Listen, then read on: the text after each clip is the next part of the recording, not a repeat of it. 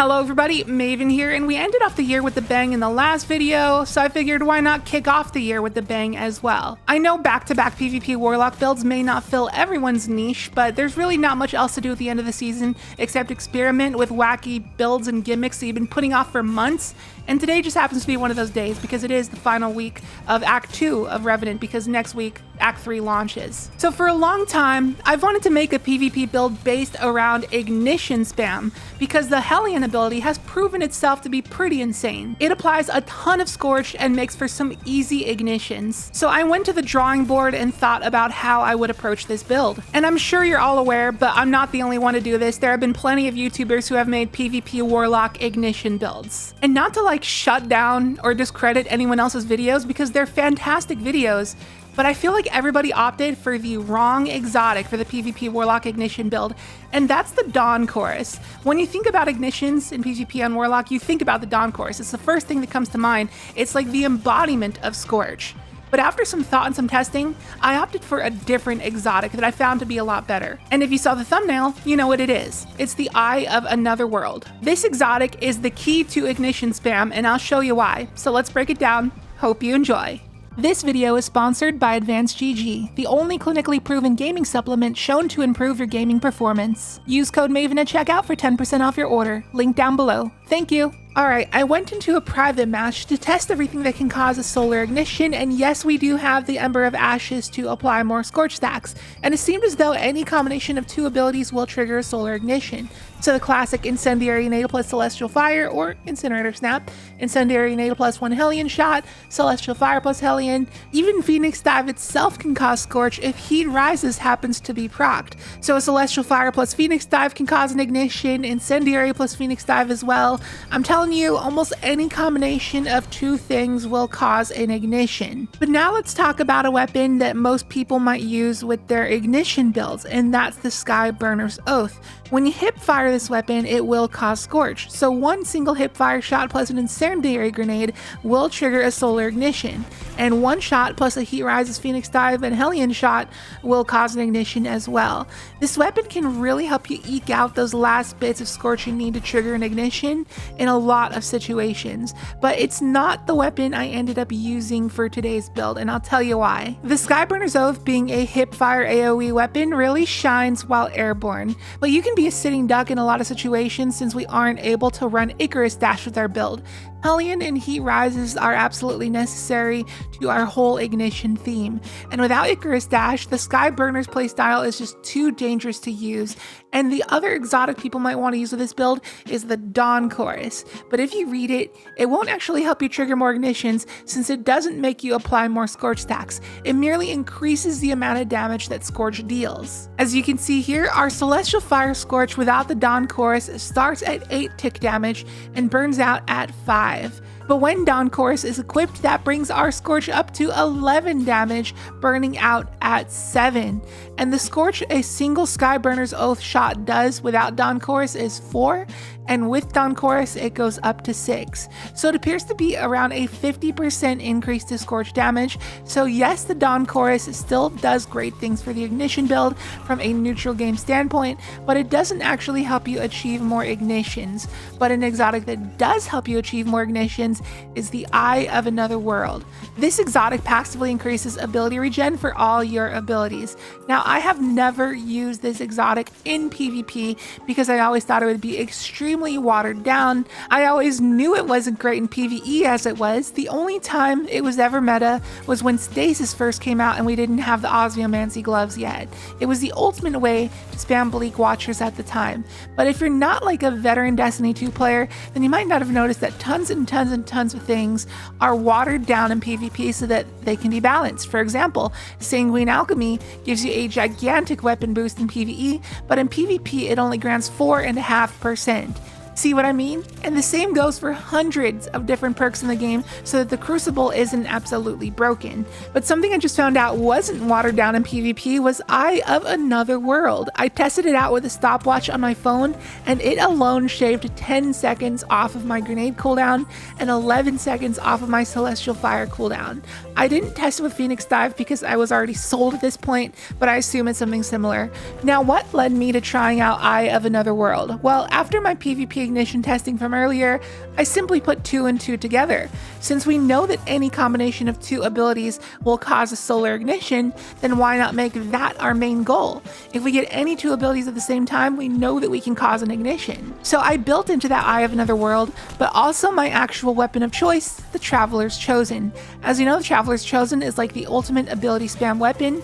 Kills will grant Gathering Light stacks, you hold or load to consume those stacks, and it grants ability energy for all 3 of your abilities. And I swear this thing got buffed or something, because I remember when it was new, it only granted 1 stack of Gathering Light on Guardian Final Blows, but now for some reason it grants 2 stacks, so it's even better for ability spam.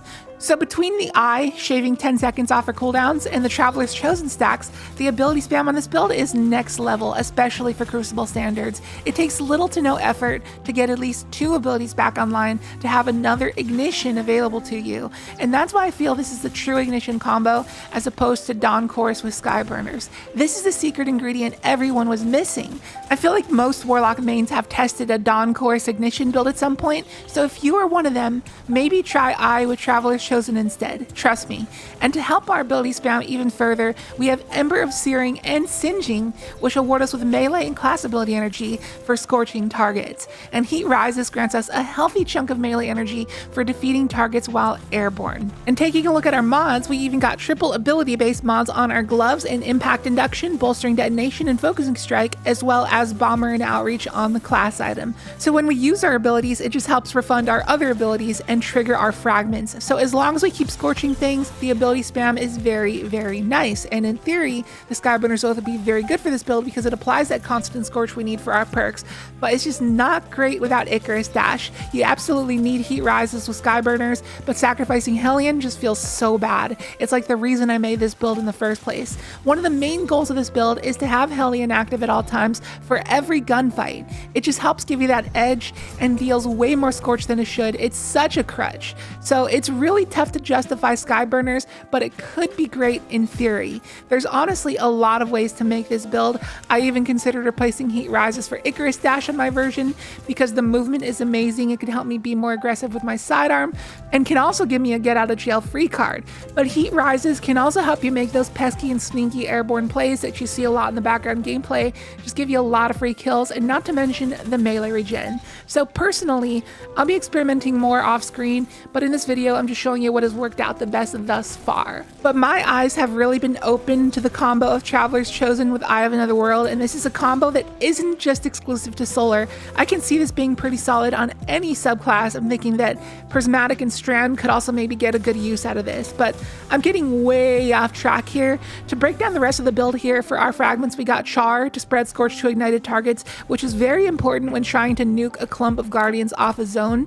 And for the rest of our mods, we got Targeting and Flight Compensator, Unflinching, Absolution, Innervation, Insulation, and Reaper. But I would replace one of the boot mods with Solar Holster if you're using a slow reloading long-range weapon such as the Igneous Hammer. And for our loadout, you can pair the Traveler's Chosen with any long-range weapon of your choice. It does not matter what it is. I've been using Igneous Hammer, as I just said, but you can also run a Pulse, a Scout, a Sniper if you want. It doesn't matter. You can even use something with Incandescent in that slot if you really wanted to build into the theme. And that about does it for the build. Now, this is a build that takes a ton of practice and patience. Personally, I suck with it, but this build has very high potential, especially in Iron Banner where people actually play the objective, so you can just spend the whole game running around to zones that are currently being captured. You can see them on your HUD and just wombo them with your abilities. I feel that that is the best way to take advantage of this build, so definitely give this a try when Iron Banner comes back around. I sound like a broken record, but it's a very tough build to use. You really got to learn the movement and the right situations and time to use your abilities. You should pop your Hellion every chance you get because it lasts a long time in Prox, Bomber, and Outreach, but your Nade and Melee are the abilities you gotta be smarter with. To this day, I still suck with Celestial Fire. I whiff it more often than not. I feel like there's really only 3 ways to use it. 1, following up after a shot of a special weapon to get a cleanup. 2, pre-firing it when you think someone's about to run out of cover. And 3, basically using it to peek shot, in this case comboing with that nade for an ignition. But using Celestial Fire out in the open like as an aggro tool is not the way to go and will get you killed because you'd be stuck in the animation. And you should never do a wombo combo from close range because people can charge through it and ape you. So this is more of a mid to long range combo. This is the kind of stuff I'm talking about. It takes a lot of practice to properly use this build, and if you do use it, let me know in the comments how it went. This is going to sound kind of belittling, but I don't mean it in a harsh way. I just wanted to say that this build would be a lot better in lower skill lobbies since people are less mobile, if that makes any sense. And the slower campier players are prime targets to hit with ignitions. And Control and Iron Banner have skill-based matchmaking, so if you happen to be someone who is in the negative KD lobbies, then you'll have a much better time with this build than I have in the high skill lobbies where people are zooming everywhere with crazy movement. So if you have the privilege of being in the lower skill lobbies, then more power to you. So as always, the dim loadout link for this build will be down below in the description, and also the pinned comment if you'd like to give it a try. And if you got any buddies who are Warlock mains, I'd appreciate if you share the video with them. Maybe this is something they might want to try out. And as this video comes to an end, something I often do at the end of PvP build videos is show off some of the end screens from the games we had in the background gameplay. Not to gloat about my skill or anything, because I have none and I'm bad at PvP, but just to basically show off what the build is capable of in the hands of a slightly below average player like me. As you can see, I had several games where I scored over 30 kills, a couple of 38 bombs, I consistently top fragged most lobbies I was in, and I even dropped a 41 bomb. I really wish I clicked record at the start of that game, but I forgot and hit record a couple minutes late. That was one of the games from Bannerfall, and I wish I captured the whole thing because it was great. But yeah, I consider myself an average to below average player, and I was able to consistently top frag and achieve high kill games, and part of the reason that was the case is because this build has somewhat of a secret hidden benefit to it. The fact that you scorch basically every single enemy you see means that it's extremely easy to get a bunch of assists, because even if you die, that scorch lingers for a while and gives your teammates ample time to hunt down and clean up those scorch targets. So this build would be great in the hands of coward players. So if you consider yourself a coward player, you can just toss this build on and follow behind your teammates and just ability spam and tag dudes with your Hellion, and you'll just farm tons and tons of assists. It's too easy. But anyways, that's gonna do for this one. Thank you so much for watching the video. I hope you enjoyed it. If you did, be sure to hit the like button and possibly subscribe if you are new. Would love to have you here for more content on the way. And remember to check out our sponsor, Advanced GG, code Maven at checkout for 10% off your order, link down below. And if you made it to this point in the video, thank you so much for your support, and I'll see you in the next one.